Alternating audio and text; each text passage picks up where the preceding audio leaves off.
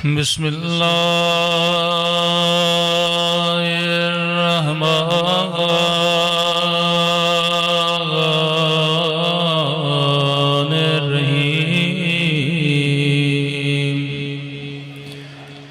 अल्हम्दुलिल्लाहि रब्बिल आलमीन।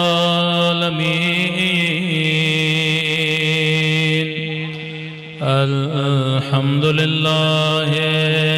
कमा हुवा अहलो। अस्सलातु वस्सलामु अला सय्यिदिल मुरसलीन व खातमिन नबिय्यीन अबिल क़ासिम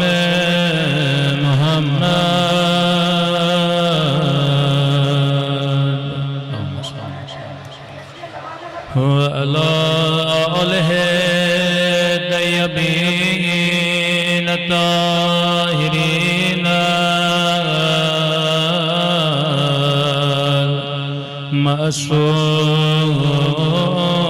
मासूमीन। सब मिलके अपने मौला के ज़हूर की दुआ।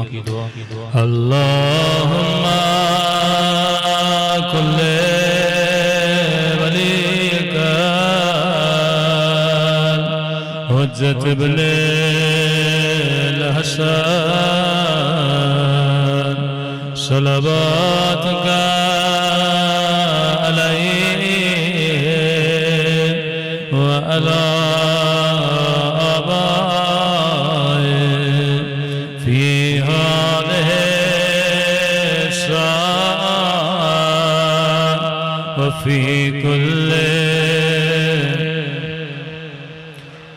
वलियान वाफदा वक़ाइदान वनासरा वदलीलान वअना हत्ता तुस्किनहु अर्दका वतुमत्तिअहु फ़ीहा तवीला बिरहमतिका या अरहमर राहिमीन। सल्लल्लाहु अलैहि मोहम्मद व बिस्मिल्लाहिर्रहमानिर्रहीम। रब्बि इश्रह ली सदरी व यस्सिर ली अमरी वहलुल उक़दतम मिन लिसानी यफ़क़हू क़ौली। अम्मा बअद फ़क़द क़ाल सुब्हानहु व तआला या अय्युहल्लज़ीना आमनु इत्तक़ुल्लाह व कूनू मअस्सादिक़ीन। सल्लल्लाहु अलैहि मुहम्मद व अला मुहम्मद।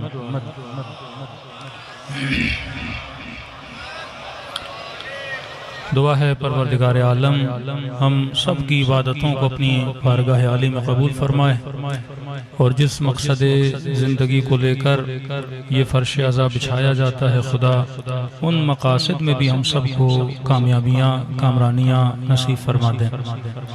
यकीनन इस मजमे में बैठे हुए किसी भी मोमिन का ये पहला मुहर्रम नहीं है। हर इंसान को सोचना चाहिए कि मेरे ज़िंदगी के इतने मुहर्रम गुजरे, इतनी मजालिस सुनी। सवाल यह है कि इन मुहर्रमों को सुनने के बाद मेरे वजूद पे असर क्या पड़ा। मुहर्रम इर्तिक़ाए इंसान का नाम है। मुहर्रम तरक्की वजूद इंसान का नाम है। मुहर्रम गफलत में सोए हुए इंसानों को बेदार करने का नाम है। मुहर्रम एक रस्म नहीं जो इंसान मनाए और उसको हर साल मनाए जाए। मुहर्रम का मतलब यह है कि हम तजदीद अहद करने आते हैं अपने वक्त के इमाम ज़माना के मौला। हम हर साल इस वर्ष अज़ा पे आते हैं। इतनी अजीम कुर्बानी जो इमाम हुसैन ने दी, उस कुर्बानी को मद्देनज़र रखते हुए हम तजदीद अहद करते हैं कि अगर कभी ऐसा वक्त आया और हमारे इमाम ने हमें बुलाया कि हल मिन नासिरिन यंसुरुना या हल मिन युगीसन युगी सुना कि कौन है हमारी आवाज़ पे लब्बैक कहे। तो ये ट्रेनिंग दी जा रही है, नस्ल दर नस्ल ट्रेनिंग दी जा रही है। आज इसी ट्रेनिंग के नतीजे में अगर वाक़अन इस्तेमार के मुकाबले में कोई कौम खड़ी है, वो इमाम हुसैन को मानने वाली कौम है। यानी ये सिर्फ हम नहीं कह रहे, वो जो हमें मानते भी नहीं हैं, वो जो हमारे हम मसलक भी नहीं हैं, वो भी ये कह रहे हैं कि वाक़अन वक्तन ब वक्तन इस कौम ने साबित किया है कि वक्त के जालिम के मुकाबले में खड़ा होना हो ये सफ़े अव्वल में होते हैं, शहादत के मैदान में खड़ा होना हो ये सफ़े अव्वल में होते हैं, मुश्किलात को बर्दाश्त करना हो ये सफ़े अव्वल में होते हैं। कहाँ होता है बग़ैर पब्लिसिटी के, कहाँ होता है बग़ैर दावत नामों के लोग फर्श अज़ा पे आ जाएं। ये कैसी हरारत है, ये कैसी मोहब्बत है। तो सिर्फ मुहर्रम का चांद नजर आने का इंतजार होता है, लोग खुद ही कपड़े लेना शुरू कर देते हैं, खुद ही हर चीज को बनाना शुरू कर देते हैं। तो वो इंसान जो अपने घर की गली तक जाने के लिए तैयार नहीं होता, कहता है गाड़ी नहीं है, गाड़ी है तो गाड़ी का ऐसी खराब है, जब फैसिलिटी होगी तो मैं जाऊंगा। यानी 2 घंटे के सफर के लिए भी वो गाड़ी को तलाश करता है, वो फैसिलिटीज को तलाश करता है। लेकिन ये कैसी हरारत है कि करबला में मिन्नतें की जाती हैं कि गाड़ी पे सवार हो जा, लेकिन कहता है नहीं, मैंने पैदल हुसैन की तरफ जाना है। ये इतनी तकलीफों को बर्दाश्त करता है, ये कैसी मोहब्बत है, ये कैसी हरारत है, ये वही मुअजिज़ा है। आप कौम तशय्यो ने इस ज़माने को ये साबित किया है कि वाक़अन हमने अहले बैत की मोहब्बत का हक़ अदा किया है। कुछ कौमें ऐसी थीं जो मोजिज़े देख के फिर गईं। मूसा का मोजिज़ा देखा कि दरिया को ज़मीन बना दिया, लकड़ी को इजदहा बना दिया। इतने मोजिज़े करने के बाद भी उस कौम ने मूसा को छोड़ दिया, बछड़े की इबादत में चले गए। लेकिन वाक़अन तशय्यो ने ज़ाहिरी तौर पे कोई मोजिज़ा नहीं देखा। हमने सिर्फ नाम हुसैन सुना है, हमने सिर्फ किरदार हुसैन देखा है, हमने सिर्फ इस मिंबर से करबला सुनी है। और ये क्या कम मोजिज़ा है कि हमारे दिलों में खुदा ने इतनी मोहब्बत को डाल दिया है कि जबकि शहादत 10 मुहर्रम को है, आज पहली मुहर्रम है और हम शहादत हुसैन 9 दिन पहले मनाने के लिए आ गए हैं। नॉर्मल तो ये होना चाहिए कि 10 दिन, जिस दिन शहादत है उस दिन के बाद 10 दिन मनाने चाहिए। लेकिन ये कैसी हरारत है जो हर किसी के दिल में आ जाती है। आम दिनों का गम और है, मुहर्रम का गम और है। ये कैसा गम है जो दिल को इतना गमगीन कर देता है। तो फरमाते हैं ये दिल का रब्त है अपने वक्त के इमाम से कि जैसे मुहर्रम का चांद आ जाता है, दिले फरजंद ज़हरा गमगीन हो जाता है। और जब उस इमाम का दिल गमगीन होता है तो हम सब के दिलों पे उस इमाम का असर पड़ता है। वहाँ हुज्जत खुदा रोता है, यहाँ ये दिल गमगीन होता है। फरमाइए दिलों का जुड़ना कि आप करबला जाते हो, मुख्तलिफ वाक़अन तशय्यो को किसने जोड़ा है? ये मोहब्बत अमीरुल मोमिनीन ने जोड़ा है, ये मोहब्बत इमाम हुसैन ने जोड़ा है। यहाँ पे कई ऐसे लोग होंगे जिन्होंने शायद एक दूसरे के चेहरे देखे हों, ये चेहरे मुहर्रम में नजर आते हैं। ये कौन है जो इन चेहरों को जोड़ रहा है? ये कौन है जो हमें एक दूसरे के साथ वाबस्ता कर रहा है? ये इश्क हुसैन इब्न अली है, ये मोहब्बत हुसैन इब्न अली है। या कोई कम मोजिज़ा है? एक सियासी जलसा भी करना हो, कितने लोगों को जबरदस्ती लाया जाता है।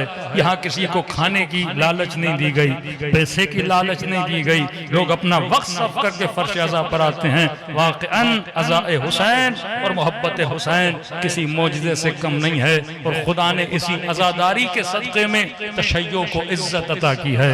आज फिलिस्तीन के मामले में शिया सबसे आगे हैं, यमन के मामले में शिया सबसे आगे हैं। ये तशय्यो है जो वक्त के इस्तेमार के मुकाबले में खड़ी है। और ये दर्स हमें किसने दिया है?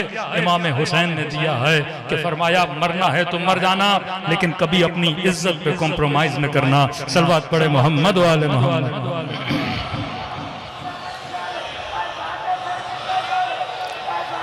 हर जमाने में तशय्यो के खिलाफ प्रोपेगंडे हुए, कभी कुफ्र के फतवे लगे, कभी शिर्क के फतवे लगे, कभी इसी आज़ादारी को बिदअत का नाम दिया गया, कुफ्र का नाम दिया गया। लेकिन वही मुसलमान कभी हजर अस्वद को बोसा दे रहा है, कभी तवाफ़े खाने खुदा कर रहा है। मैं इस साल अल्लाह ने तौफीक दी, जब उम्रे के लिए गया तो वाक़ई सोच रहा था, जब सही सफ़ा वरवा कर रहा था कि खुदा कभी एक पहाड़ी से दूसरी पहाड़ी तक इंसान को दौड़ा रहा है। वहाँ पे मुसलमान को सोचना चाहिए चाहिए कि परवरदिगारा जिक्र तेरा करने आ रहे हैं, लेकिन तू हाजरा की याद हमें क्यों दिला रहा है, तो इब्राहिम की याद हमें क्यों दिला रहा है, तो इस्माइल की याद हमें क्यों दिला रहा है, यानी ये खुदा तोड़ा क्यों रहा है। फरमाया नहीं, अगर इब्राहिम की याद रहेगी तो मेरी याद रहेगी, अगर इस्माइल की याद रहेगी तो मेरी याद रहेगी।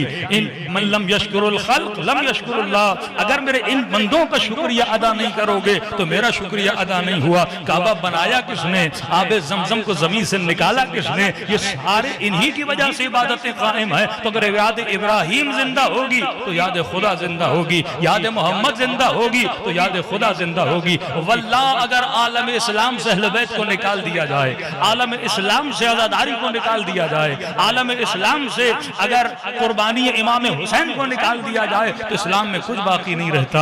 आज आप चले जाइए मलेशिया, आज आप चले जाइए सऊदी अरब, आज आप चले जाइए खलीजी ममालिक में, सोशल मीडिया का जमाना है, कोई भी नौजवान एक व्लॉग बना ले, हाथ में माइक पकड़े, रोड के बाहर निकल जाए और चलते हुए मुसलमानों से ओपन चैलेंज है, आप मलेशिया चले जाएं, दुबई चले जाएं, यूएई चले जाएं, किसी भी अरब कंट्री में चले जाएं और माइक पकड़ें, एक सर्वे करें और लोगों से इंटरव्यू लें कि ये बताइए नबी के नवासे कितने थे, अमीरुल मोमिनीन के बारे में कुछ बताइए, नबी के कितने बेटे थे, नवासे कितने थे, उनकी शहादतें कहाँ कहाँ हुई। पूरे आलम इस्लाम में लोगों को सिर्फ 4 खुलफा के नामों का पता है, उसके अलावा कुछ भी नहीं पता, यानी उनके बारे में भी पूछेंगे तो नहीं पता। अपने मकतब यानी अगर मकतब हनफी का मानने वाला है, अपने इमाम का भी नाम पूछेंगे, उनको नहीं पता। उम्मत कंप्लीटली सिर्फ ज़वाहिर इस्लाम पर बाकी है, नमाज पढ़ी उसके बाद अपने कामों में चले गए। तुर्की आप चले जाएं, यहाँ मस्जिद में नमाजें पढ़ी, यहाँ रमजान में रोजा रखा, इफ्तारी हुई, होटल में फिर इफ्तारी में शराब पीने लगे, कहने लगे दीन अपनी जगह दुनिया अपनी जगह। ये हाल उम्मत का हुआ। लेकिन वल्लाह आप किसी छोटे से शिया बच्चे के जो मजमू में मजलिसों में आता है उसे उठा लें और उससे पूछें कि आले अबा कौन थे, चादर किसा के नीचे बैठने वाले कौन थे, उसे पंजतन के नाम भी पता है, उनकी शहादतों का भी पता है, उनकी विलादतों का भी पता है। ये बरकते मजलिस इमाम हुसैन थी। आज दीन कहाँ पढ़ाया जाता है, किस स्कूल में दीन का दर्स दिया जाता है, कहाँ मारिफत दीनी दी जाती है, कहाँ ये सिखाया जाता है कि बुराई के खिलाफ आवाज उठाओ, कहाँ ये सिखाया जाता है कि मारूफ को बयान करो और मुनकर को बयान करो। ये इस्लामी कवानीन अगर हमें कहीं से मिल रहे हैं, ये बरकते फर्श अज़ा इमाम हुसैन है। वल्लाह अगर मजलिसों को निकाल दिया जाए तो दीन का खात्मा हो जाएगा। वही हाल होगा जो तुर्की के मुसलमानों का है, वही हाल होगा जो मलेशिया के मुसलमानों का है, यानी सिर्फ नमाज और रोजे की हद तक मुसलमान बाकी रह जाएगा। आज अगर खुदा ने इज्जत दी है, ये वकार दिया है, तो जिक्र हुसैन के सदक़े में दिया है। सलवात पढ़े मोहम्मद व आले मोहम्मद। तो मुआशरे की अगर तरबियत करनी है, जो इन 9 दिनों में गुफ्तगू होगी, मुआशरे की तरबियत किरदार इमाम हुसैन और असहाब इमाम हुसैन से, कि वाक़ईन मुआशरा साजी कैसे की जाती है। एक ऐसा मुआशरा जो इमाम कुश मुआशरा था, यानी एक ऐसा मुआशरा जो इमामों को कत्ल करने वाला मुआशरा था, उस मुआशरे की ऐसी तरबियत की इमाम ज़ैनुल आबिदीन ने, 5वें और 6ठे इमाम ने।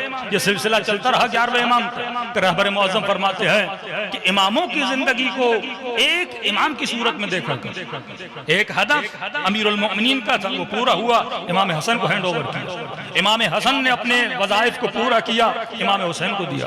इमाम हुसैन ने इस मुर्दा मुआशरे को, वो मुआशरा जो वहशीगरी की इंतहा पे पहुंच चुका था, वो मुआशरा जिसे ये तमीज नहीं कि ये फर्जंद रसूल है, वो मुआशरा जिसे नबी ये सिखा कर जाते हैं कि तुमने मेरी आल से मवद्दत करनी। और इमाम हुसैन अगर पूछते हैं अपने तीसरी मुलाकात में अपने साथ से कि बता मुझे कत्ल करने के लिए क्यों आए हो, और वो ये कहें कि बुग़्ज़ में, अभी तुम्हारे बाबा के बुग़्ज़ में आए। अरे जिससे मोहब्बत करनी थी तुम उससे बुग़्ज़ कर रहे हो, जिसकी मोहब्बत का दर्स दिया गया और उम्मत उसी से बुग़्ज़ करने लगी। जब मोहब्बत और बुग़्ज़ जा बजा हो गए, यानी जिससे मोहब्बत करनी है उससे बुग़्ज़ करना, जिनसे बुग़्ज़ करना था उनसे मोहब्बत कर रहे हैं। मुर्दा मुआशरा कि जब इंसान की बॉडी मर जाती है, आखिरी हल यह होता है उसे 400 वोल्ट का करंट लगाया जाए ताकि ये इंसान जिंदा हो जाए। पहला शौक। दूसरा शौक कि इमाम हुसैन ने मुर्दा जिस्म, जो इस्लामी मुआशरे का मुर्दा जिस्म था, इमाम हुसैन अपनी शहादत से उस जिस्म को, उस कैंसर ज़दा, उस बीमार जिस्म को, उस जहालत में भरे हुए जिस्म को,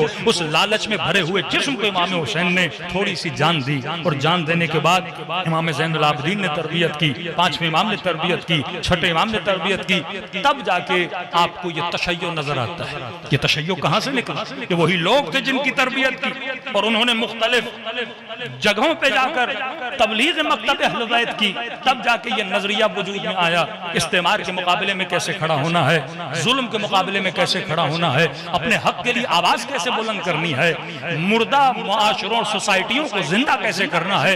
ये मकतबे इमाम हुसैन का दर्स था और उसी मकतब से असर लेते हुए खुमैनी ने यह साबित किया कि वाकई अगर इंसान चाहे तो मुआशरे में इस्लामी निज़ाम को पैदा कर सकता है, इस्लामी निज़ाम की जड़ों को मजबूत कर सकता है, जवानों के जहनों को इनकलाबी बना सकता है। कितनी भी तकलीफें आ जाएं, क्या शाब अबी तालिब में तकलीफें नहीं थी? क्या भूख उन्होंने नहीं देखी? क्या अफलास उन्होंने नहीं देखी? जिस बीबी को मलिकतुल अरब कहा जाता था, जब दुनिया से जाएं तो कफन के लिए परेशान हो, क्या उन्होंने तकलीफें नहीं देखी? अल्लाह कहता है ये दीन है, कुनु मअस साबिरीन, सब्र करने वालों के साथ रहोगे तो खुदा तुझे अजर भी देगा, तुझे इज्जत भी देगा। वाकई इस कौम ने शहीद दिए, कुर्बानियां दी, और आज आलम इस्लाम में अगर इज्जत के साथ किसी मुसलमान को देखा जाता है तो मकतब अहले बैत के मानने वालों को देखा जाता है। सलवात पढ़े मोहम्मद वाले मोहम्मद पर।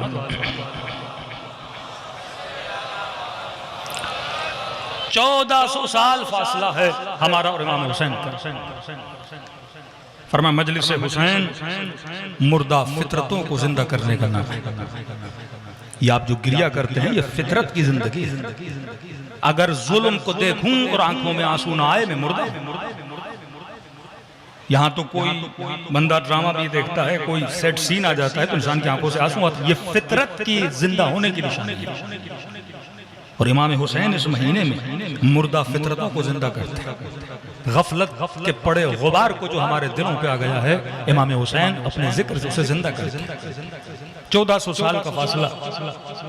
अब सवाल यह है कि इमाम हुसैन तो अता पे अता कर रहे हैं, हमने उस मुकाबले में इमाम हुसैन को क्या देना है? मेरा वजीफा, मेरी रिस्पॉन्सिबिलिटी इमाम हुसैन के मुकाबले में क्या सिर्फ मजलिस में आना, बैठना और चले जाना? और वो सोसाइटी बोला जाए कि मौलाना ये शिया सोसाइटी है, क्या उस सोसाइटी में मुझे रंग हुसैन नजर आता है कि नहीं? रंग से मुराद कारा कपड़ा नहीं है, ये ब्लैक ड्रेस जो आपने पहना हुआ ये नहीं है। रंग से मुराद वो रंग के किरदार हुसैन, रंग से मुराद वो जज़ाबियत, इतना शिया अट्रैक्टिव होना चाहिए कि हर बंदा आपकी तरफ खींचे। एक मुलाकात जनाब ज़ुहैर की है इमाम हुसैन से, उस मुलाकात में बदल गया। चंद घंटों की मुलाकात इमाम हुसैन की जनाब हुर से, उस मुलाकात में बदल गया। इनके घरों में अगर कोई गुलाम भी होता था तो या फिजा बन के निकलती थी कोई कनीज, या कंबर बन के बाहर भरते थे। आज सवाल यह है कि मैं इतना अट्रैक्टिव हूं, मेरे अंदर इतनी जज़ाबियत और जाज़बियत बतौर कुल तो है। लोग तारीफ करते हैं, जो आपको नहीं मानते वो भी करते हैं, वो किरदार कुल्ली है। लेकिन जो किरदार इनफरादी है, इनफरादी तौर पर जब किरदार बनते हैं तो फिर सोसाइटी उस आला मकाम पे आ जाती है तो लोग उस सोसाइटी को फॉलो करना शुरू करते हैं।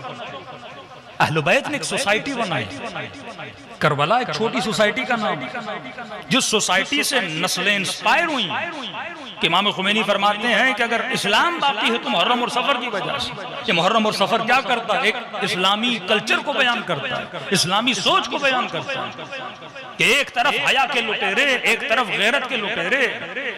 क्या आज इस मुआशरे में अगर आप किसी खातून को टोक भी दें कि आप बेहया हो तो वावेला मच जाता है। वुमेन राइट्स की आवाजें, फेमिनिज्म बाहर आ जाती है। एक ऐसा मुआशरा कि एक इंसान सही है पर उसको सही होने पे टोका जाता है, उसको इस बात पे टोका जाए कि आपने हमें टोका क्यों। यही मामला इमाम हुसैन का था। फरमाया क्या मैंने हलाल खुदा को हराम किया? क्या मैंने हराम खुदा को हलाल किया? फिर क्यों कत्ल करने आए? जब मुआशरा अपनी हकीकत को खो दे। छठे इमाम के पास आए एक जवान का मौला, मैं इमाम हुसैन की ज़ियारत को जाना चाहता हूँ। मौला मुझे बताइए कि आदाब ज़ियारत, आदाब मुलाकात इमाम हुसैन क्या है? छोटी सी रिवायत लेकिन उसमें बड़ा पैगाम। इमाम ने फरमाया कि जब मेरे जद हुसैन की कब्र की ज़ियारत को जाओ और दूर से तुझे वो गुंबद या कब्र, वो सरजमीन नजर आए तो 7 मरतबा इस जिक्र को पढ़ो, सुभान अल्लाह वल्हम्दुलिल्लाह वला इलाहा इल्लल्लाह वल्लाहु अकबर। 7 मरतबा जिक्र को करो। अब सबसे बड़ा इल्जाम जो शियों पे लगता है कि ये कब्र परस्त हैं, ये खुदा को छोड़ के कब्र हुसैन की तरफ जा रहे हैं, ये अल्लाह से नहीं मांग रहे, जरिए हुसैन पे जाते हैं और वहां से मांगते हैं। इस पूरे फलसफे को मेरे छठे इमाम ने खत्म कर दिया। फरमाया जाओ ज़ियारत हुसैन के लिए, और जब निगाह जरिए हुसैन पे, गुंबद हुसैन पे, कब्र हुसैन पे, सरजमीन करबला पे पड़े तो फरमाया ये जिक्र करो सुभान अल्लाह वल्हम्दुलिल्लाह वला इलाहा इल्लल्लाह वल्लाहु अकबर। ज़ियारत हुसैन की है, लेकिन फरमाया वहां जाके जिक्र किसका करो? अल्लाह का करो, ताकि ये तसव्वुर ही खत्म हो जाए कि हम वहां पे कोई और जिक्र करने जाते हैं। और फरमाया जब ये जिक्र कर दो उसके बाद फिर 7 मरतबा एक सलाम भेजो। एक नारा बड़ा मशहूर है तशय्यो में, जो हम कहते हैं लब्बैक या हुसैन, ये हमारा बनाया हुआ नारा है, रिवाई नारा नहीं है। जो नारा मेरे छठे इमाम ने बताया वो ये है। फरमाया पहले कहो सुभान अल्लाह वल्हम्दुलिल्लाह वला इलाहा इल्लल्लाह वल्लाहु अकबर, उसके बाद ये कहो अस्सलामु अलैका या दाई अल्लाह, या ये कहो लब्बैक या दाई अल्लाह। तर्जुमा 7 मरतबा कहो लब्बैक या दाई अल्लाह। ऐ अल्लाह की दावत पर लब्बैक कहने वाले हुसैन, मैं तुझे लब्बैक कहने के लिए आया। ये नहीं कि लब्बैक या हुसैन, जब आप कहोगे लब्बैक या हुसैन फिर वही मुसलमान क्या बोलेगा जो आजकल बोलते हैं, हम तो कुछ भी करें उनको तो बोलना ही है। वही नारा जो जाके इंसान तवाफ खाने खुदा मक्के में लगता लब्बैक अल्लाहुम्मा लब्बैक, तो कहते हम अल्लाह को कहते हैं लब्बैक, ये करबला जाके हुसैन को कहते हैं लब्बैक। इमाम ने कहा ऐसे नहीं, ऐसे कहो लब्बैक या दाई अल्लाह। इमाम की निगाह उस जमाने के फितनों पर, उन बिदअत की फतवाओं पर, उन शिर्क की फतवाओं पर भी है। फरमाया ये कहो लब्बैक या दाई अल्लाह, मतलब मैं उसे लब्बैक कहने आया हूं जिसने अल्लाह की दावत को क्या कहा लब्बैक, और जो अल्लाह की दावत पे लब्बैक बोले और मैं उसे लब्बैक बोलूंगा तो ऑटोमेटिकली लब्बैक किसको हुआ? अल्लाह को लब्बैक हुआ। और ये अहले बैत अंबिया के लिए था। अंबिया क्या थे? दाई अल्लाह थे, अल्लाह की दावत देने के लिए आए थे। मकसद इमाम हुसैन क्या था कि बंदों के दिलों में खुदा की मोहब्बत को पैदा करना, बंदों को अल्लाह के साथ रफीक बनाना, दोस्त बनाना, बंदे का हाथ उठा के अल्लाह के हाथ में थमाना। इमाम हुसैन का मकसद ये था कि बंदों के दिलों में इश्क परवरदिगार आलम मारिफत खुदा को उजागर करना। तो कहा कहो लब्बैक या दाई अल्लाह, ऐ दावत खुदा देने वाले। हजरत इब्राहिम ने मुश्किलात क्यों उठाई? क्योंकि अल्लाह की दावत दे रहे। जो अल्लाह की दावत देता है, लोग कभी पत्थर मारते हैं, लोग कभी तकलीफों में डालते हैं, कभी आग में फेंक देते हैं। हजरत मूसा ने तकलीफें उठाई, 1100 साल हजरत नूह ने तकलीफें उठाई, किसकी वजह से? दावत खुदा देने की वजह से। वो रसूल गिरामी जिनके सर पे कूड़ा क्रिकेट फेंका गया, जिनको पत्थर मारे गए, हैवानों की गलाजत जो पेट से निकलती है वो रसूल के सर पे फेंकी गई। ये सारे जराइम क्यों हो रहे थे? क्योंकि वो किसकी दावत दे रहे थे? अल्लाह की दावत दे रहे थे। दुश्मनी अमीरुल मोमिनीन, बुग़्ज़ अमीरुल मोमिनीन क्यों था? क्योंकि अली अल्लाह की दावत दे रहे थे, अदालत का हुक्म दे रहे थे, हलाल और हराम का बता रहे थे। असलन अहले बैत से दुश्मनी क्या थी? क्योंकि अहले बैत दाई अल्लाह थे। आज आपसे दुश्मनी क्यों है? क्योंकि आप भी दाई अल्लाह हैं। आप वक्त के जालिम को जालिम बोलते हैं, मुस्तकबिर को मुस्तकबिर बोलते हैं, राशि को राशि बोलते हैं। जो इंसान जुल्म करे उसके खिलाफ आवाज को बुलंद करते हैं तो दुनिया आपके मुकाबले में खड़ी हो जाती है। तो अहले बैत ने तकलीफें उठाई और इस कदर इस नारे पे अहले बैत और अंबिया खड़े थे, यानी सर कटाने के लिए तैयार थे, लेकिन अल्लाह की दावत में जर्रा बराबर भी लर्जिश को बर्दाश्त नहीं करते थे। कि वही रसूल गिरामी के कुफ्फारे मक्का आते हैं, अय मोहम्मद हम तुम्हारी बात को मानने के लिए तैयार हैं, लेकिन हमारी शर्त यह है कि 1 साल हम तेरे खुदा की इबादत करेंगे और 1 साल तू हमारे खुदाओं की इबादत कर। तो नबी ने फरमाया नहीं, कुल या अय्युहल काफिरून, हबीब कह दे कि मैं जिसकी इबादत करता हूं तुम उसकी इबादत। 2 मरतबा कहा कि हरगिज़ ये मुमकिन नहीं है। फरमाया मोहम्मद ये पहाड़ जो देख रहे हो इसका बराबर सोना मांगो तो हम सोना देने के लिए तैयार हैं। अरब के किसी भी कबीले की किसी लड़की पे हाथ रखो हम देने के लिए तैयार हैं। मेरे रसूल ने एक जुमला कह के कहानी को खत्म कर दिया। फरमाया एक हाथ में सूरज दूसरे हाथ में चांद, मैं फिर भी अपने खुदा को छोड़ने के लिए तैयार नहीं हूँ। यही लालच अहले बैत को दी गई, लेकिन उन्होंने कभी भी रब के दामन को नहीं छोड़ा। तो अहले बैत कौन है? दाई अल्लाह हैं, अल्लाह की दावत पे लब्बैक कहने वाले। कभी शबे हिजरत बिस्तर मौत पे लब्बैक कह रहे हैं, कभी रोजे आशूर इमाम हुसैन ये नारा बुलंद कर रहे हैं कि रिज़न बिरिज़ा व तस्लीमन लिअम्रे ला माबूद सिवाक। ऐ खुदा, हुसैन के अलावा, तेरे अलावा हुसैन का कोई रब नहीं है, कोई माबूद नहीं है, हम तेरी रजा पे राजी हैं। अब छठे इमाम का प्यारा जुमला फरमाइए, 7 मरतबा कहो सुभान अल्लाह वल्हम्दुलिल्लाह वला इलाहा इल्लल्लाह हो वल्लाहु अकबर। फिर 7 मरतबा कहो लब्बैक या दाई अल्लाह, लब्बैक या दाई अल्लाह। मौला आपने अल्लाह की दावत पे लब्बैक कहा, मैं आपकी दावत पे लब्बैक कह रहा हूँ। अब यहाँ पे इमाम ने और जुमला कहा, कहने लगा मौला हुसैन तो करबला में थे 1400 साल पहले, मैंने कब उनकी आवाज पे लब्बैक कहा? जब वो बुला रहे थे अल मिन मुगीसिन युगीसुना अल मिन नासिरिन यंसुरना। मौला मैं तो उस वक्त नहीं था, तो मैं कैसे अपनी जान को इमाम हुसैन पे कुर्बान करूं? ये बारहा दुआओं में जुमले हैं ना, ऐ काश या लैतना कुन्ना माकुम फअफूज़ माकुम फौज़न अज़ीमा। ऐ काश हम करबला में होते, अपनी जानों को आप पे कुर्बान करते।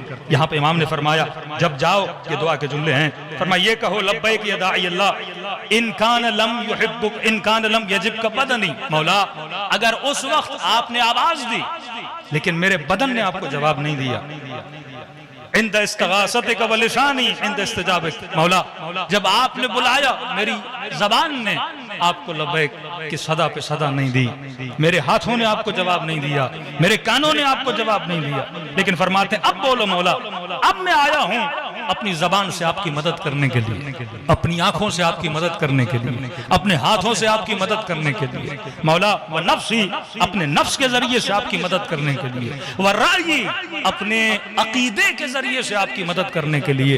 अब यहाँ से पूछने वाला परेशान हुआ, मौला आज आंखों से मौला हुसैन की मदद कैसे करूं? आज कानों से उस जमाने में आपने बुलाया पर मेरे कान नहीं सुन पाए, उस जमाने में आपने बुलाया पर मेरी आंखों ने नहीं देखा, उस जमाने में आपने बुलाया पर मेरे हाथ आपकी मदद के लिए नहीं बढ़े क्योंकि मेरा वजूद नहीं था। लेकिन मौला आज आंखों से आपकी मदद करने के लिए तैयार, आज हाथों से आपकी मदद करने के लिए तैयार, आज अपने नफ्स के जरिए से आपकी मदद करने के लिए तैयार हूं। कैसे करूं? आज अपने कल्ब के जरिए से आपकी मदद करने के लिए तैयार हूं, कैसे करूं? फरमाया कल्ब के जरिए से अगर हुसैन की मदद करनी है तो इस दिल से निजासतों को निकालो, इस दिल से हसद व बुग़्ज़ को निकालो, इस दिल से नफरत को निकालो। व क़ल्बी लिक़ल्बिकुम सिल्म। मौला मेरा दिल किसके दिल के साथ मुत्तसिल है? आपके दिल के साथ मुत्तसिल है। यानी कल्ब के जरिए से हुसैन की मदद होगी जब मौला हुसैन की मोहब्बत में इस दिल से सारी निजासतों को निकाल दोगे। मौला आया हूँ आंखों के जरिए से आपकी मदद करने के लिए। जब ये आंखें कैसी मदद करेंगी कि 10 दिन मुहर्रम में आए और 10 दिन जैसे गुजरे इन आंखों को निजासतों में डाल दिया, इन आंखों को गुनाहों में डाल दिया, इन आंखों को गंदी चीजों को देखने में डाल दिया, इन आंखों को नामहरमों को देखने में मुब्तला कर दिया, तो ये हुसैन की मदद है? फरमा नहीं मौला आज आंखों से आपकी मदद करने आया हूँ, पाको पाकीज़ा रखकर। आज ज़बान से आपकी मदद करने आया हूँ, झूठ न बोलकर, गीबत न करके, तोहमत न लगा के, लोगों को फरेब न देने के, रोक कर अपने वजूद को आपकी मदद करने आया हूँ। नफ्सी अपने नफ्स के जरिए से, व फुआदी मौला अपने दिल के जरिए से, व सामी अपने कानों के जरिए से आपकी मदद करने के लिए आया हूँ। का मौला कानों से कैसे? का कानों को हरामकारी से बचाकर, कानों को लहव लैब की महफिलों से बचाकर, कानों को गलत चीजों को सुनने की वजह से, कानों को नामहरमों की आवाजों से बचाकर आपकी मदद करने के लिए आया हूँ। इसी तरह एक शख्स आया मेरे छठे इमाम के बाद, कहने लगा मौला मैं हराम म्यूजिक तो नहीं सुनता, लहव लैब की महफिलों में तो नहीं जाता, लेकिन मौला मेरे घर के साथ जो हमसाया है सुबह से शाम तक उसके घर में लहव लैब की महफिल होती है। मौला सुनता तो नहीं, लेकिन क्या करूं? जहां मेरा बैतुल खला है, जब क़ज़ाए हाजत के लिए जाता हूं, मौला बैतुल खला की जो दीवार है वो साथ के घर की दीवार के साथ मिली हुई है। अब जाहिर इंसान बैतुल खला में जाए 10 मिनट 15 मिनट, तो कहा कि मौला जब उस घर से ग़िना की आवाज आती है, नीयत बैतुल खला की है, लेकिन म्यूजिक सुन के थोड़ी देर ज्यादा बैठ जाता हूँ, बताइए मेरे लिए हुक्म क्या है? मासूम ने फरमाया इन्ना समा वल फुआद वल बसर। कुरान की आयत नहीं पढ़ी कि तुम आंखों, कानों, जबान के हवाले से मसऊल हो? अल्लाह पूछेगा ये मेरी अमानत थी, तुमने कहां इस्तेमाल की थी? ये कान मैंने इसलिए दिए थे ताकि तू गुनाह करे, ये ज़बान इसलिए दी थी ताकि तोहमतें लगाए, ये आंखें इसलिए दी थी ताकि खुद को हरामकारियों में मुब्तला करे, ये चेहरा इसलिए दिया था कि चेहरे पे अल्लाह की नाफरमानी को सजाए? फरमाया नहीं, ये वजूद इसलिए दिया था। आज मैं इमाम ज़माना की मदद करूं तो कैसे करूं? लोग चंदा जमा करते फिरते हैं कि मौला की मदद करनी है। असल मदद यह है कि आंखों को इस काबिल बनाओ कि इमाम फख्र करें, ज़बान को इस काबिल बनाओ कि इमाम फख्र करें, कानों को इस काबिल बनाओ कि इमाम फख्र करें। और नफ्स ही मौला हवा वो हवा से नफ्स को रोक कर मैं आपकी मदद करने के लिए तैयार हूं। ये वाक़या सबने मसाइब इमाम हुसैन में सुना है। हज़रत अब्बास अलमदार जब नहर फुरात पर पहुंचते हैं, देखिए एक है इंसान की ख्वाहिश, ख्वाहिश रखना जुर्म नहीं, फितरत का तकाजा है। किसी ने पूछा अमीरुल मोमिनीन से कि मौला जनाब सलमान से आप इतनी मोहब्बत क्यों करते हैं? मोहब्बत का रीजन होना चाहिए। जो मोहब्बत विदाउट रीजन है वो मोहब्बत किसी काम की नहीं, बगैर वजह की मोहब्बत अल्लाह की मोहब्बत, मोहब्बत सादिक, मोहब्बत सच्ची, मोहब्बत की बुनियाद अहले बैत, मोहब्बत की बुनियाद खुदा। वल्लाह अगर हमारी जिंदगियों में मोहब्बत और बुग़्ज़ सेट हो जाए कि मैं उससे मोहब्बत करूं जिसे करनी चाहिए, मैं उससे बुग़्ज़ करूं जिसे, आज ये पूरा मुस्लिम मुआशरा तबाही की तरफ क्यों जा रहा है? क्योंकि नहीं पता मुसलमानों को कि मोहब्बत किससे करनी है। आज मुसलमान कहते अली से भी मोहब्बत है, जिसने अली को तकलीफ दी उससे मोहब्बत है, सैयदा से मोहब्बत है, जिसने जुल्म किया उससे भी मोहब्बत है, कातिल से भी मोहब्बत है, मखतूल। जब पूरी सोसाइटी की मोहब्बत और नफरत ही मिक्स हो जाए, कंफ्यूज हो जाए कि मोहब्बत किससे करनी है। एक कातिल कर रहा है उससे मोहब्बत, कत्ल करके उसकी बीवी से जिना कर रहा है उससे भी मोहब्बत, और जिसे कत्ल कर दिया गया उससे भी मोहब्बत। ये एक ऐसा इस्लामी मुआशरा जो ज़हनी तौर पे बीमार हो चुका है। अब यही मुआशरे का नतीजा ये होता है जब करबला में आते हैं, जिस अली से मोहब्बत करनी है कहते हैं बुग़्ज़न ले अभी, हम बाबा की मोहब्बत में तुझे कत्ल करना है। ये तबाही का शिकार मुआशरा। आपका मकतब मकतब अक़ल है। अहले बैत ने यह सिखाया कि अपनी लाइन को सीधा करो। अगर जिंदगी में तुम्हारी मोहब्बतें मिक्स हो गई तो तबाह बर्बाद हो जाओगे। जिससे मोहब्बत नहीं करनी तो उससे मोहब्बत कर, जिससे नफरत करनी है तो उसमें मुब्तला हो जाए। ये कुरान की आयत है कि जिन लोगों ने दीन खुदा का मजाक उड़ाया और अगर तू उनकी मोहब्बत में मुब्तला होता है तो कयामत के दिन उन्हीं के साथ उठाया जाएगा। हमारा हश्र उन्हीं से होता है जिनसे मोहब्बत करते हैं। तभी एक अजीब रिवायत फरमाया, जो बंदा बदन से इतनी यानी सुबह से शाम तक बदन में लगा रहे, बदन के हुस्न में लगा रहे, बदन की बनावट में लगा रहे, 24 घंटा इसका फोकस ये हो कि मैं दिखता कैसा हूं, लोग मेरे लिए राय कैसी बनाते हैं। फरमाया जो बदन से इतनी मोहब्बत का रिवायत है, फरमाया जब तक दफन होने के बाद इसकी हड्डियां कंप्लीटली पाउडर नहीं बनती तब तक इसकी तवज्जो अपने बदन पे रहती है। और दिन ब दिन जब अपने बदन को पोसीदा होता हुआ देखता है, ये एक अजीब कर्ब और तकलीफ में आ जाता है। क्योंकि जिससे मोहब्बत करता है वो फना हो रही है, तो लिहाजा ये भी अंदर से क्या होता है, फना होता जाता है। तभी फरमाया बका से मोहब्बत करो ताकि दुनिया भी बाकी रहे और आखिरत भी बाकी रहे। सलवात पढ़े मोहम्मद व आले मोहम्मद।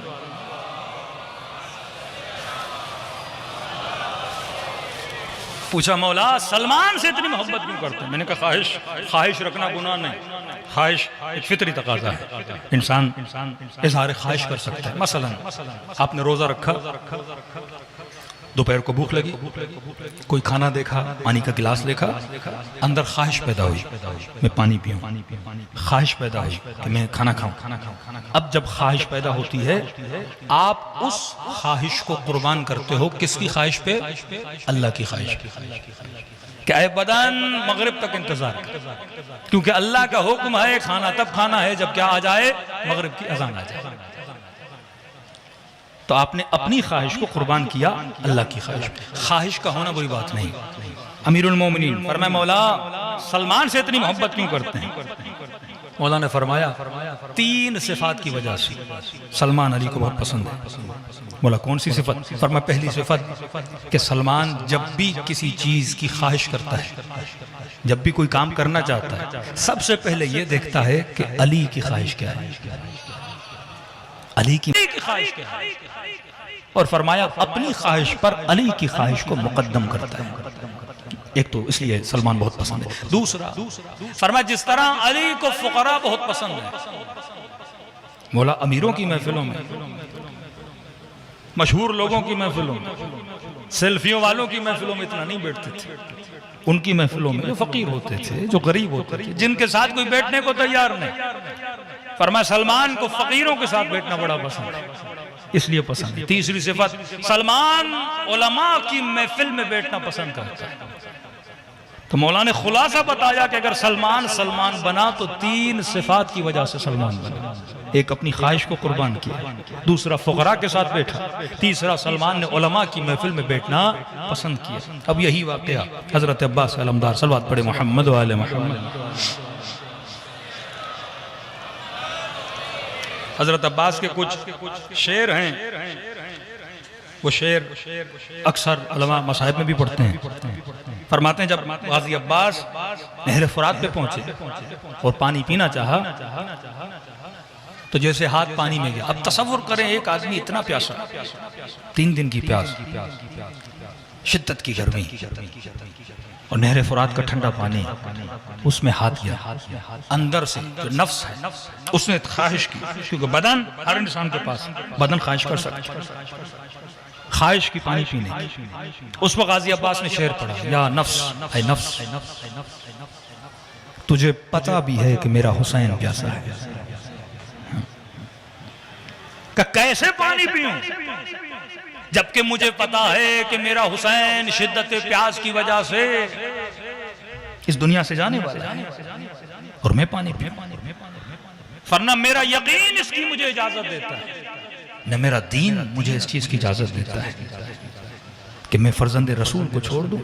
और उस ठंडे पानी को हजरत अब्बास ने वहीं क्या कर दिया, छोड़ दिया। जो अपनी ख्वाहिश को हुसैन की ख्वाहिश पे कुर्बान करे उसे अब्बास कहते हैं। अब सवाल यह है कि मैंने आज तक अपनी कितनी ख्वाहिशों को कुर्बान किया, मैंने अपनी आंखों की तलब को किस तरह से पूरा किया, मेरे दिल में कितना इश्क इमाम हुसैन है।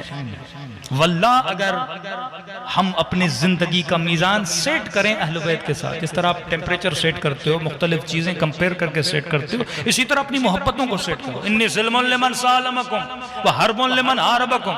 मौला मैं हर उससे मोहब्बत करता हूँ जो आपसे करे, मैं हर उससे नफरत करता हूँ जो आपसे करे। मतलब अपनी वजह से आज तक किसी से मोहब्बत नहीं, अपनी वजह से किसी से नफरत नहीं, जो कुछ है किसकी वजह से, आपकी वजह से। इसे खुलूस से इश्क और खुलूस से मोहब्बत कहते हैं। लेकिन अगर ये चीजें मिक्स हो जाए, मैं किसी मोमिन से नफरत करूं अपनी वजह से, मैं मोहब्बत करूं अपनी वजह से, जहां मैं आ गया वहां मोहब्बतें खराब हो जाती हैं। फरमाया हल दीन इल्लल हुब्ब वल बुग़्ज़, क्या दीन में मोहब्बत और बुग़्ज़ के अलावा कुछ है?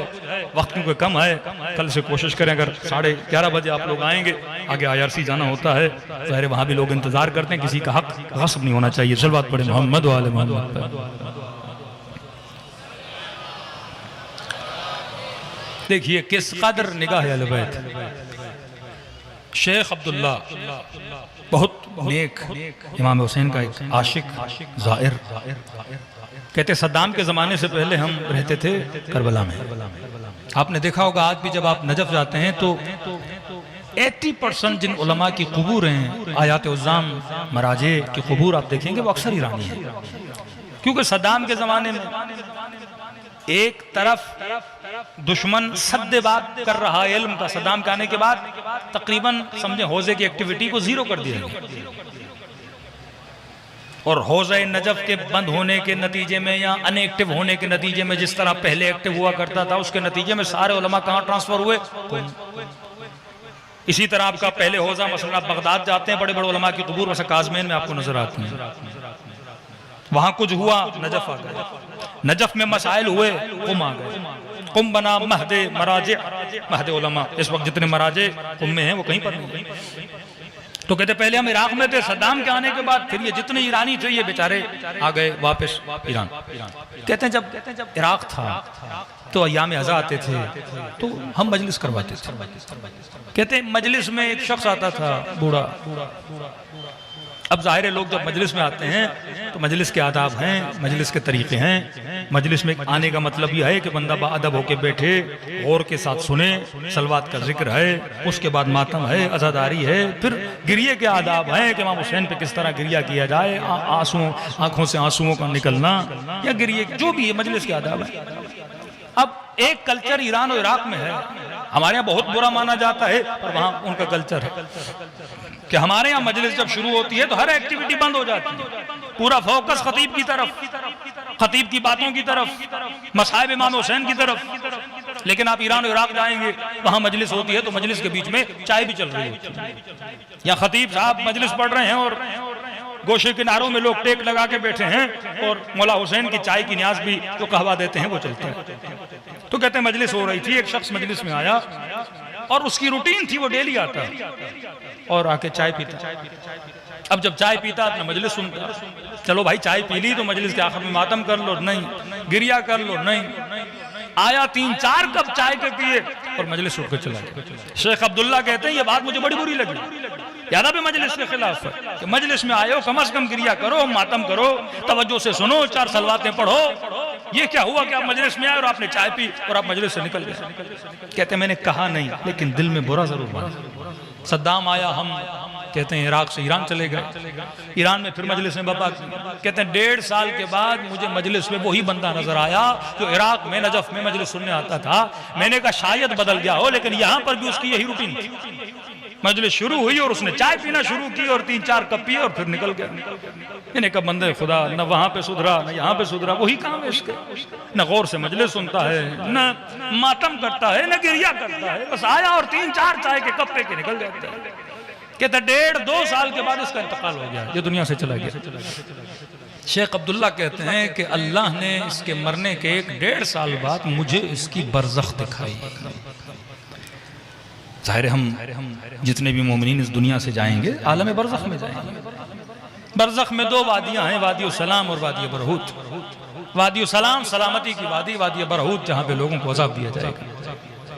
कहते हैं अल्लाह ने मुझे इसकी बरज़ख दिखाई, न रिश्तेदार है न कुछ, क्योंकि इसके जहन में उस मोमिन के लिए ख्याल था जो बुरा ख्याल था, ये चाय पीने वाला है, इसको क्या अजर मिलेगा,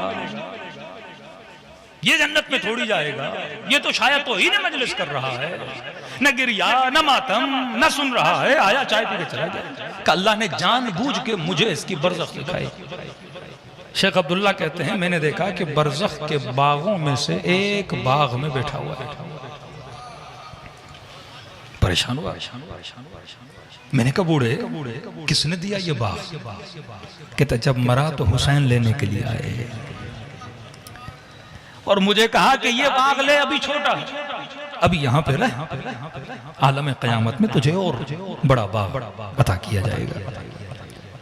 मैंने कहा कि बूढ़े मैंने तो चाय के अलावा तुझे और कुछ करते हुए नहीं देखा, तो सिर्फ मजलिस इमाम हुसैन में चाय पीने आता था और तुमने किया क्या? कि ये कहा तो गुस्सा हो गया। उसने कहा शेख चाय तो घर में भी थी। हाँ? शेख चाय तो मेरे घर में भी थी, मैं मजलिस हुसैन में चाय पीने नहीं हुसैन की चाय पीने के लिए आता था। अब तसव्वुर करें जो इस नीयत से भी फर्श अज़ा पर आए। कहवा है ना हमारे यहाँ, तो चलो दूध महंगा है, पानी महंगा होता है क्या? कि ये चाय तो मैं घर में भी पी सकता था, लेकिन मैं नीयत करके आता था नहीं फर्श अज़ा पे जाऊंगा, हुसैन के न्याज की चाय पीऊंगा। इस नीयत को मद्देनजर रखते हुए इमाम हुसैन ने आलम बरज़ख में इसे बाग अता किया। अब तसव्वुर करें जो हुसैन पे गिरिया करे उसका कितना अजर है, जो खुलूस से मजलिस में बैठे उसका कितना अजर है। एक जुमला, वक्त बहुत हो चुका, फरमाते 2 आंसू है ना, एक है तौबा का आंसू, एक है गमे हुसैन का आंसू। बहुत बड़े मर्जा फरमाते हैं तौबा का आंसू की मिसाल ऐसे है कि जब आपके कपड़ों पर निजासत लग जाती है, आप पानी से धोते हो, निजासत दूर हो जाती है। तौबा का आंसू गुनाहों की निजासतों को साफ करता है और दूर कर देता है। तो क़िबला ये बताइए गमे हुसैन के आंसू का कमाल क्या है? का तौबा का आंसू, कपड़ों पे निजासत लगी, गंदगी लगी, वैसे चाय गिर गई, कपड़े मैले हो गए, आपने जाके पानी से धो दिए, अब कहा ये पाक है, आप नमाज पढ़ सकते हो, कोई मसला नहीं, कपड़े पाक हो गए। का देखो पानी निजासत को पाक कर देता है, साफ कर देता है, लेकिन कभी कभी कई ऐसी चीजें कपड़े पे गिरती हैं, धो तो देते हो, साफ तो हो जाती हैं, पर धब्बे नहीं जाते। गमे हुसैन का आंसू उन धब्बों को मिटा देता है। हुर ने गुनाह किया, हुसैन इब्न अली का रास्ता रोका, इमाम हुसैन के पास आया तो हुर ने वो धब्बा अपना मिटा दिया। वरना तौबा तो उसने खेमे में कर ली थी कि परवरदिगार मुझसे बड़ी खता हो गई। और जब धब्बा मिटवाने के लिए आए, ये तरबियती नुक्ता है, कल तफसील में जाऊंगा, किसी बंदे ने लश्कर इमाम हुसैन से हुर को टोका नहीं कि हुर तेरी वजह से सकीना प्यासी है, और तेरी वजह से हम यहाँ रुके हुए हैं। कि कतअन पता चला हो रहा है, इमाम हुसैन ने कहा अली अकबर मेरा मेहमान आ रहा है, इस्तकबाल के लिए खड़ा हो जा। अब्बास मेरा मेहमान आ रहा है। फरमाया जब भी कभी कोई जवान तौबा करके पलटे, पिछली जिंदगी को ना देखा कर, ये तो फासिक था, ये तो फाजिर था, ये तो राशि था, ये तो बदहिजाब थी, अब यहाँ क्या करने आई है। फरमाया कतअन ये अखलाक अहले बैत नहीं है। पूरी जिंदगी किसी ने नमाज नहीं पढ़ी, आज तो मस्जिद आ गया, क्यों टोक रहे हो। पूरी जिंदगी हज नहीं किया, उम्रा नहीं किया, आज आया है ना। पूरी जिंदगी मजलिस में नहीं, आज तो आया है ना। ये किरदार इमाम हुसैन सीना खोल के सीने से लगा रहे हैं। वो शर्मिंदा है, हुसैन अपने हाथों से उसकी रस्सियां खोल रहे हैं, हुसैन अपने हाथों से उसकी पट्टियां खोल रहे हैं कि कहीं इसे शर्मिंदगी ना हो। फौरन कहा भैया और मेरे सीने से लग जाए। का तू मेहमान है, तू बैठ। ये अखलाक इमाम हुसैन, ये वो अखलाक है जो लोगों को अट्रैक्ट करता है। कितना भी बड़ा खताकार था, आया माफी दी, उसको अपना बना दिया। ऐसे ऐसे लोग तारीख में मिलते हैं। हम होते तो हम उनको अपने आप से दूर कर देते, लेकिन इमाम हुसैन ने अपने किरदार से, अहले बैत ने अपने किरदार से उनको नजदीक कर दिया। सैयद इब्न ताबूस फरमाते हैं ज़मीन करबला को इमाम हुसैन ने खुद खरीदा। खरीदने के बाद उनको वापस किया। शर्त ये रखी कि जब मेरे ज़ाहिर आए 3 दिन उनकी खिदमत कर लेना। कितनी दूर अंदेश फिक्र है इमाम हुसैन की कि उस जमाने में आज के ज़ाहिर का सोच रहे हैं। ये प्लानिंग ऑफ अहलुल बैत है। मुक़द्दस अर्दबेली इतने बाअदब आलिम दीन फरमाते हैं जब उस 4 फरसख की हुदूद में दाखिल होते थे अपनी जूतियां उतार देते थे, पैदल जाते थे इमाम हुसैन की जगह। जिंदगी में कभी मुक़द्दस अर्दबेली करबला में सोए नहीं, 3 दिन से ज्यादा रुके नहीं।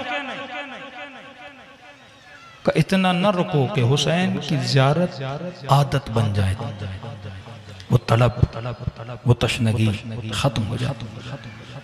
किसी ने का मुक़द्दस रात को सोते क्यों नहीं करबला में? का एक रात सोया था, जैसे आंख लगी तो मुझे ज़ैनब के फरियादों की आवाज़ें आई। का उस रात के बाद मैं करबला में कभी सो नहीं पाया। कदर करो इन आंसुओं की, कदर जानो इस ज़िक्र अहले बैत की। आयशा से मनकूल है कि फरमाते हैं रसूल ने हुसैन को सीने पे सुलाया हुआ था। कभी चेहरे के बोसे, कभी गले के बोसे, कभी होंठों पे बोसे। कि या रसूल इस बच्चे से बहुत प्यार देख रही हूँ आपका। फरमाया ये वही मेरा नवासा है जिसे उम्मत बड़ी जुल्म करके मारेगी। और कहा कि जो इसकी ज़ियारत को जाएगा खुदा उसे मेरे 2 मकबूल हज्जों का सवाब देगा। का 2 हज का 4, का 4 हज का 9 रिवायत है। कहते गए यहाँ तक कहा कि जो मेरे इस नवासे की ज़ियारत करेगा खुदा उसे मेरे मकबूल 99 हज्जों का सवाब देगा। आज दुनिया महरूम है सवाब से। ये नेमत खुदा है कि खुदा हमें रिज़्क़ दे रहा है कि हर शिया ने कम अज़ कम 99 रसूल के हज्जों का सवाब हासिल किया हो। और सिर्फ ये नहीं कि करबला जाके मिलता है। किसी ने कहा मौला बीमार हूँ, हर साल में पढ़ता हूँ, ये बीमार हूँ, परेशान हूँ, मौला तंग दस्त हूँ, आपकी करबला नहीं आ सकता।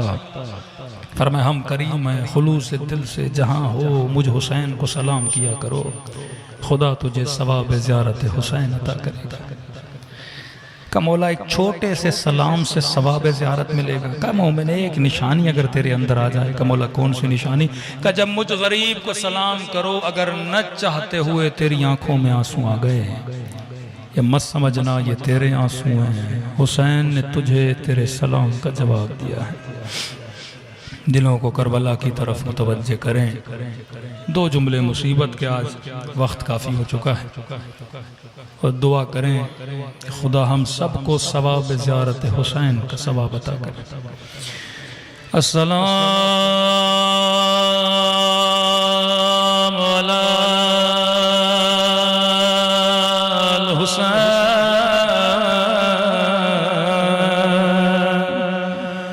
अला अली इब्न हुसैन व अला औलाद हुसैन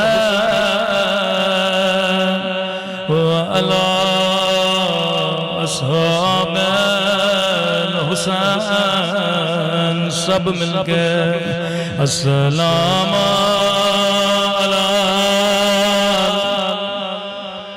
मजमा बहुत है, हुसैन की सदा बुलंद होनी चाहिए।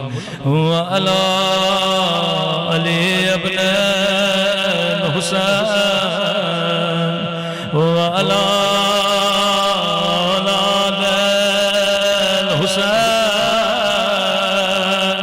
व अला अस्हाब हुसैन की सदा बुलंद। अस्सलाम हुसैन व अला अली इब्न व अला औलाद हुसैन व अला अस्हाब। मेरा सलाम ज़ैनब की लुटी हुई चादर पर,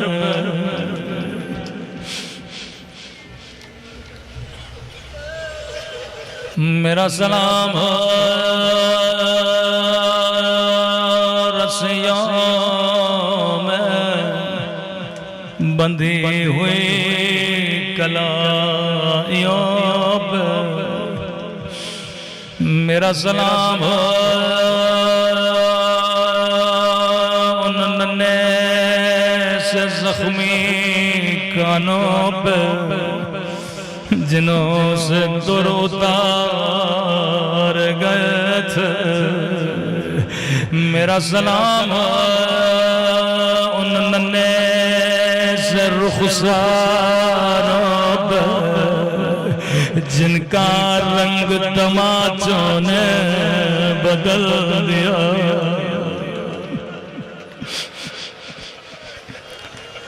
मेरा सलाम उन खुश्क होठों पे जिन्हें जालिम छड़ी मारा था। आज पहली मुहर्रम की रात पर दिल ऐसे गमगीन जैसे शहादत हुसैन।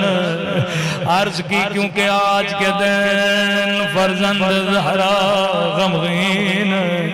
फरमाते मोमेन तू सुन के रोता है, लेकिन मैंने अपनी आंखों से देखा जालिम मेरी सकीना को तमाचे मार रहा था। मैंने अपनी आंखों से देखा मेरे जद के बदन पे घोड़े दौड़ाए जा रहे थे। तसव्वुर करें आज इमाम ज़माना कौन सी दुआ कर रहे होंगे, वही दुआ जो हम करते हैं। शायद कह रहे हो मेरे अल्लाह कब मेरा ज़हूर होगा, कब मैं उस जालिम से बदला लूंगा जिसने मेरी दादी की पसलियां तोड़ी। कब मैं उस जालिम से बदला लूंगा जिसने मेरे अली के हाथों में रस्सियां बांधी। कब मेरा ज़हूर होगा, कब मैं उस जालिम से बदला लूंगा जिसने मेरे हसन के बदन पे तीर बरसाए।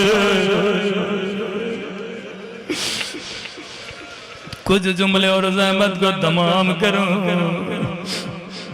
हर बुराई की इब्तदा होती है, हर जुल्म की इब्तदा होती है। मैं हमेशा कहता हूं मुझे खुदा की कसम है अगर मदीने में आग न लगती कभी करबला के खैमों को आग न लगती, अगर मदीने में पसलियां न तोड़े जाती कभी करबला में कासिम की दाएं तरफ की पसलियां बाएं तरफ न चले जाते। इब्तदा मदीना इंतहा करबला। जालिम ने कहा जाओ इन शहीदों के बदनों पे घोड़े दौड़े, ये लाई सारे घोड़े दौड़ा के जब वापस आए कहने लगा अपने साथ जब मैं हुसैन के बदन पे घोड़ा दौड़ा रहा था मैंने अपने कानों से पसलियां टूटने की आवाज सुनी। अगर मदीने में ज़हरा की पसलियां न तोड़े जाते कभी करबला में हुसैन का बदन। अरे वो हाल हुआ कि बहन कहने लगी बबनों में क्या तू मेरा हुसैन है? अगर मदीने में आग न लगती कभी खैमों को आग न लगाई जाती, अगर मदीने में पसलियां न टूटती कभी करबला में पसलियां न टूटती, अगर मदीने में अली के हाथों में रस्सियां न बांधी जाती कभी कूफे की बाजार में ओ ज़ैनब के हाथों में रस्सियां न होती, अगर मदीने में ज़हरा को दरबार में न बुलाया जाता ओ कभी शराबी के दरबार में अली की बेटी को न बुलाया जाता। अल्लाह अलल कौम ज़ालिमीन। परवरदिगार अहले बैत के सदक़े में मोमिनीन के जान माल नामूस और इज़्ज़त की हिफाजत फरमा, ज़िक्र को अपनी बारगाह में कबूल फरमा। रब्बना तक़ब्बल मिन्ना इन्नका अंतस समीउस।